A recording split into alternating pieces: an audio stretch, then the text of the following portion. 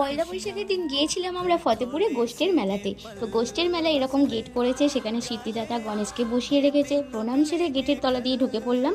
আর দেখো রাস্তাটা কত সুন্দর করে সাজিয়েছে। আর মেলাতে ঢুকেই মাত্র এই যে মাকে দেখতে পেয়ে গেলাম।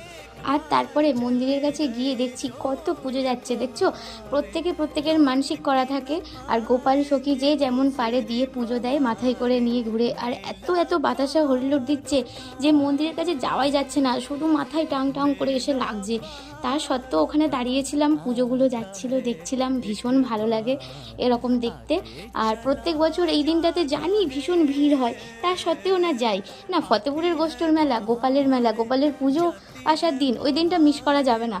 তো যত কষ্ট হোক, যত ভিড় হোক, যাবই যাব। তো welcome to my mini blog. আর তোমরা বুঝতেই পেরেছো আমি ফতেপুরের গোষ্ঠীর মেলা নিয়ে ছোট্ট একটা ব্লগ তোমাদের সাথে শেয়ার করছি।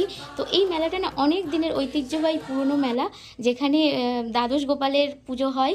আর বিভিন্ন জায়গা থেকে, অনেক দূর দূরান্ত থেকে লোক আসে। আর যাদের মানসিক করা থাকে তারা তো এসে পুজো দেয়। তারপরে চলো আস্তে আস্তে মেলাটা ঘুরে দেখাই। আর এবারে না মেলাটা একটু বড় হয়েছে, অনেক দোকান বসেছিল। আর এই যে দোকান, যেখানে এসে মেয়েদের প্রতিটা মেয়েদের চোখ সব আটকে যায়। তো আমিও গিয়েছিলাম দাঁড়িয়ে, আর এখানে আমি জিনিস কিছু চয়েস করছিলাম কোনটা নেব না নেব।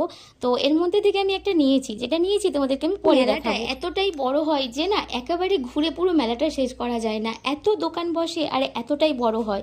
তো এখানে চলে এসেছি আর একটা দোকানে, যেটা আমাদের প্রত্যেকটা বাড়িতে প্রয়োজনীয় খুব জিনিস, যেটা আমার বাপি নিয়ে নিচ্ছে। তারপরে দেখো চলে এসেছি আরেকটু দূরের দিকে, যেখানে দেখো মাঠটা কতটা কাদা, কিন্তু তার মধ্যেও বাচ্চারা, লোকজন প্রচণ্ড আনন্দ করছে।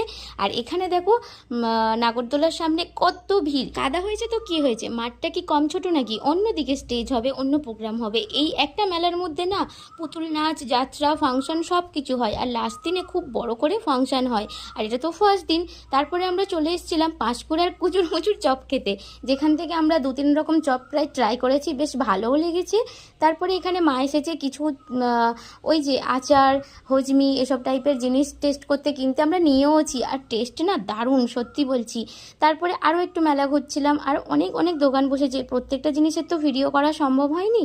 তো কিছুক্ষণ পরে আবার দেখছি এখানে আমার বান্ধবী ললিতার সাথে দেখা হয়ে গিয়েছে। ও আর ওর হাজব্যান্ড এসেছে। আর মেলাতে গিয়ে না অনেক পরিচিত মানুষের সঙ্গে আমার দেখা হয়েছে, প্রত্যেকে আমার সাথে কথাও বলছিল, আমার ভীষণ ভালো লাগছিল।